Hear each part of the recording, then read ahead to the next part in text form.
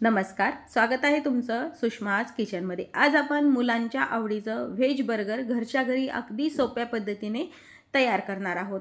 मार्केटचं बर्गर खाण्यापेक्षा घरच्या घरी हे झटपट तुम्ही मुलांना बर्गर तयार करून देऊ शकता। रेसिपी शेवटपर्यंत बघा। रेसिपीला लाईक करा, चॅनलला सबस्क्राइब करा, तसेच बेल नोटिफिकेशन पण ऑलवर प्रेस करा। आता आपण रेसिपीला सुरुवात करूया। आज आपण झटपट बर्गर बनवतोय, त्यासाठी इथे मी मक्यांची aloo tikki veg burger tikki patty घेतलेली आहे। ती आपण कट करून छान डीप फ्राय करून घ्यायची आहे।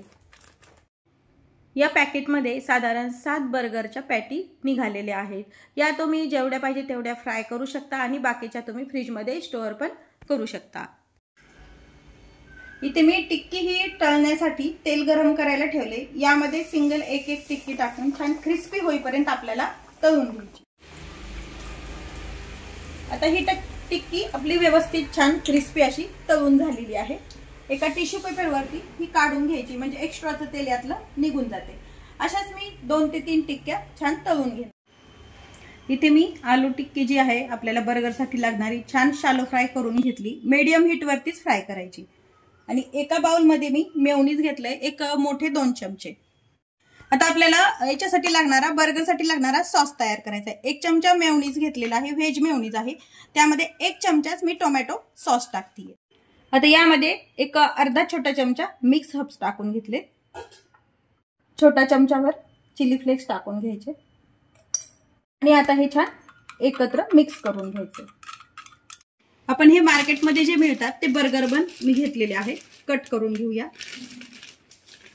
हे बर्गर बन आपण कट करून ऑलरेडीच रेडीमेडच कट केलेले येतात। हा जो सॉस आहे तयार केलेला एका स्लाइसला आपण लावून घ्यायचा आहे।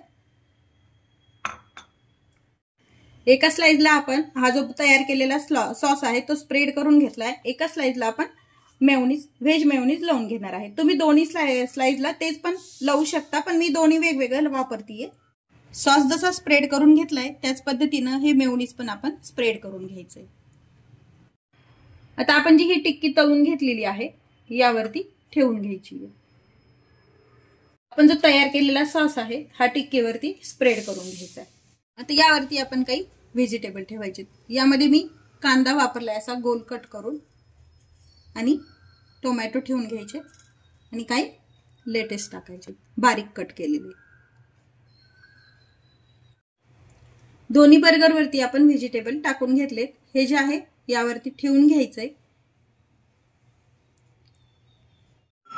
इथे मी हे बर्गर शेकण्यासाठी तवा गरम करायला ठेवलाय। तुम्ही ओव्हन मध्ये पण शेकू शकता, हे ऑप्शनल आहे। जर नाही शेकलं तर तुम्ही असं पण तुम्ही खाऊ शकता। यामध्ये तुम्ही चीजचा पण वापर करू शकता। मी फक्त ह्यामध्ये व्हेजिटेबल्स आणि टिक्कीच वापरलेली आहे। थोडंसं बटर लावून घ्यायचंय तव्याला।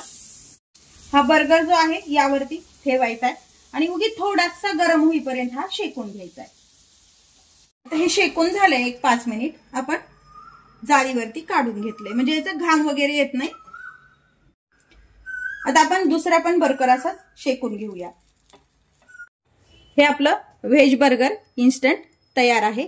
रेसिपी नक्की करून पहा। रेसिपीला लाईक करा, चॅनलला सबस्क्राइब करा, तसेच बेल नोटिफिकेशन पण ऑलवर प्रेस करा, म्हणजे तुम्हाला माझ्या प्रत्येक नवीन रेसिपीचं नोटिफिकेशन सर्वात आधी येईल। अशाच नवीन रेसिपी सोबत पुन्हा भेटूया। तोपर्यंत बाय बाय। व्हिडिओ पाहिल्याबद्दल खूप धन्यवाद।